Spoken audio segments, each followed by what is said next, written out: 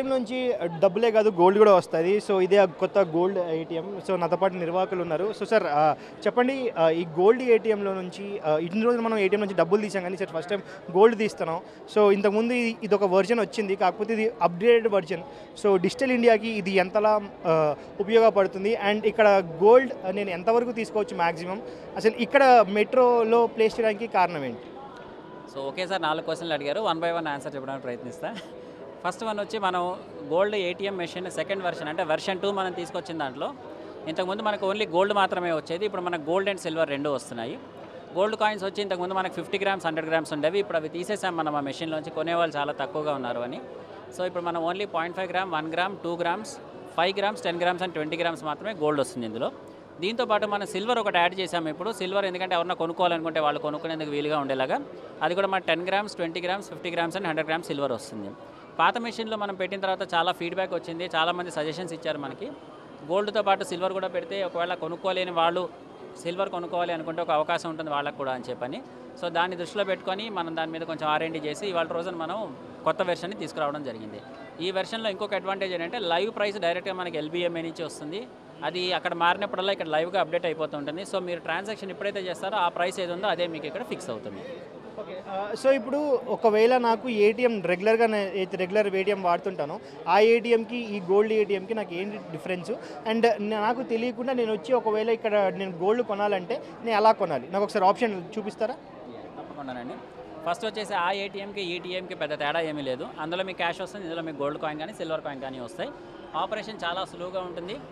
Just ఇక్కడ మీకు monitor మీద అన్నీ క్లియర్గా స్టెప్ బై స్టెప్ ప్రాసెస్ కనబడుతూ ఉంటుంది. మీకు ఏ లాంగ్వేజ్ వీలుంటే ఆ లాంగ్వేజ్ మీరు చూస్ చేసుకోవచ్చు. సో ఇంత ఇంగ్లీష్ చూస్ చేసాము. So buy gold by silver options ఉన్నాయి. సో మీరు ఏది కావాలో అది కొనుక్కోవచ్చు. సో బై గోల్డ్ అన్నాను. సో బై గోల్డ్ అన్న తర్వాత మీకు గోల్డ్ ప్రైసెస్ గోల్డ్వి అన్నీ మీకు దీని మీద వస్తున్నాయి. సో మీరు సపోజ్ 0.5 గ్రామ్స్ కావాలంటే 0.5 గ్రామ్స్ సెలెక్ట్ చేసుకుంటే ఇది మనం ఇప్పుడు యాడ్ చేసిన additional feature QR scanner. So మన డెబిట్ కార్డ్ కానీ క్రెడిట్ కార్డ్ కానీ లేకుంటే QR కోడ్తో కానీ మనం కాయిన్స్ తీసుకోవచ్చు. సపోజ్ అయితే డెబిట్ కార్డ్ రాగానే ఈ విధంగా వస్తుంది. ఇక్కడ మీరు ట్రాన్సాక్షన్ అయిపోయిన తర్వాత కొట్టేస్తే మీరు మీ డెబిట్ కార్డ్కి పెట్టి మీరు పిన్ చేయగానే ఆటోమేటిక్గా మీ అకౌంట్ డెబిట్ అయ్యి మీ కాయిన్ మీకు డిస్పెన్స్ అవుతుంది.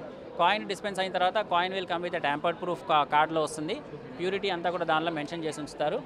కార్డు మీకు ఈ విధంగా డిస్పెన్స్ అవుతుంది. సో ఇది 999 క్వాలిటీ ప్యూరిటీ ఉన్న కాయిన్ ఇది. సో దీన్ని మీరు రేపు పొద్దున్న మీరు మార్కెట్లో తీసుకెళ్ళి ఎక్కడ ఇచ్చినా కూడా మళ్ళీ మీ 100% ప్రైస్ మీకు వెనక్కి వస్తుంది. కాయిన్తో పాటు మీకు ఈ విధంగా ఇన్వాయిస్ వస్తుంది, GST invoice. So whatever the taxes are there అన్ని ట్యాక్సెస్ కూడా ఇందులో మనకి ట్రాన్స్పరెంట్గా డిస్ప్లే అవుతాయి. ఓకే. ఒకవేళ ఇప్పుడు నేను ఈ కాయిన్ తీసుకున్నాను ఈరోజు, సో నాకు ఈ కాయిన్ వద్దు అనుకొని నేను మళ్ళీ ఇందులో నేను ప్లేస్ చేయొచ్చా? అంటే లైక్ అంటే నేను అమ్మొచ్చా మళ్ళీ ఇందులో? ఇది యాక్చువల్గా ఇలాంటి ఫీడ్బ్యాక్ ఇస్తే మేము దాని మీద మళ్ళీ ప్రయత్నాలు చేస్తాం. యాజ్ ఆఫ్ నౌ ఇవాళ రోజున సిచ్యువేషన్ అయితే కనుక మనం కాయిన్ని తిరిగి వేసి అందులో మనకు కావాల్సిన డెనోమినేషన్ తీసుకునే అవకాశం లేదు. బట్ ఎస్ ఈ ఫీడ్బ్యాక్ కూడా వచ్చింది. రేపు పొద్దున్న మళ్ళీ దాన్ని తిరిగి అందులో వేస్తే కావాల్సిన డినామినేషన్ తీసుకోవడం లేదు, దానిలోంచి సేల్ చేసే అవకాశం ఉంటుంది. దాని మీద వర్కౌట్ చేస్తున్నాము. పాసిబ్లీ వచ్చే వెర్షన్స్లో మనకు అవకాశం రావచ్చు. ఓకే. అంటే ఒక మెట్రో స్టేషన్లో ఇలాంటిది ఒక గోల్డ్ ఏటీఎం పెడుతున్నారు కదా, so regular ATM is fine, but ఒక గోల్డ్ ఏటీఎం మనం ఒక మెట్రో స్టేషన్లో పెట్టినప్పుడు సో దీనికి గోల్డ్ భద్రత కావచ్చు, లేకపోతే ఇతర మనకి అన్నీ ఉంటాయి కాబట్టి సో ఇక్కడ సెక్యూరిటీని ఏమన్నా లేకపోతే ఈ మిషన్ గురించి తెలియని వాళ్ళకి ఏదన్నా లైవ్లో డెమో ఇవ్వటం కానీ ఎక్స్ప్లెయిన్ చేయటం కానీ ఎవరన్నా మీ పర్సన్ ఇక్కడ ఉంటారా? ఇక్కడ ఆల్రెడీ మనకి ఒక పర్సన్ ఉంటారండి. ఇనీషియల్గా కొంతకాలం అలవాటు అయ్యేదాకా ఒక trained person, he will be both security person trouble shooting అంతా ట్రైన్ చేసిన వ్యక్తి అతను ఉంటారు ఇక్కడ. సో వాళ్ళు స్టెప్ బై స్టెప్ ప్రాసెస్ అన్నీ నేర్పుతారు. ఎవరికైనా ఇబ్బంది ఉంటే కనుక ఇమీడియట్గా దాన్ని ట్రబుల్ షూట్ చేస్తారు. సో భద్రత పరంగా ఒక సెక్యూరిటీ గార్డ్ ఇక్కడ ఉంటాడు కొన్నాళ్ళ పాటు. ఆల్రెడీ మెట్రోకి మనకి సఫిషియంట్ సెక్యూరిటీ కూడా ఉంది కాబట్టి మనం మెట్రోలో పెట్టుకున్నాము. సో ఇప్పుడు వచ్చే పర్సన్ ఎవరైతే ఉన్నాడో అతను ట్రబుల్ షూటింగ్ ఏదైనా ఉన్నా ఎవరికైనా క్లారిటీ కావాలన్నా కూడా వాళ్ళు ఇమీడియట్గా ఇక్కడ హెల్ప్ చేస్తారు. ఓకే. సో ఇక్కడ ప్లేస్ చేయడానికి మెయిన్ రీజన్ ఏంటండి? ఎందుకంటే గోల్డ్ కొనే వాళ్ళు ఒక షాప్కి వెళ్ళి దాన్ని చూసి కొనడానికి ఇష్టపడుతుంటారు, ఆర్నమెంట్స్ కావచ్చు లేకపోతే ఇతర ఇవి కావచ్చు. కానీ ఇక్కడ మీరు డైరెక్ట్గా కాయిన్ ఇచ్చి మెట్రోలో ఆన్ ద గో మీరు తీసుకొని వెళ్ళొచ్చు, ఒక ఏటీఎంలో డబ్బులు తీసుకొని వెళ్ళేలాగా అని మీరు ఇక్కడ మెట్రోలో ప్లేస్ చేశారు కదా. సో ఈ ప్లేస్మెంట్ మెట్రోలో ఎంతవరకు కరెక్ట్ అని మీరు అనుకుంటున్నారు? అంటే ఓన్లీ సెక్యూరిటీ పరంగానే చూస్తున్నారా దీన్ని, లేకపోతే?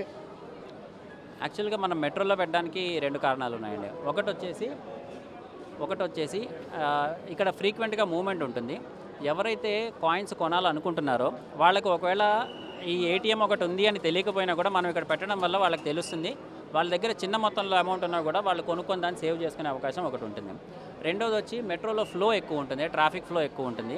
సో వచ్చేపోయే వాళ్ళు ఇంకో మెట్రో ట్రైన్ వచ్చే లోపల మనం ఏమైనా కొనాలి అనుకుంటే టక్మన్ మళ్ళీ జ్యువెలరీ షాప్కి వెళ్ళి కొనాలి అంటే వాళ్ళకి టైం కుదరకపోవచ్చు.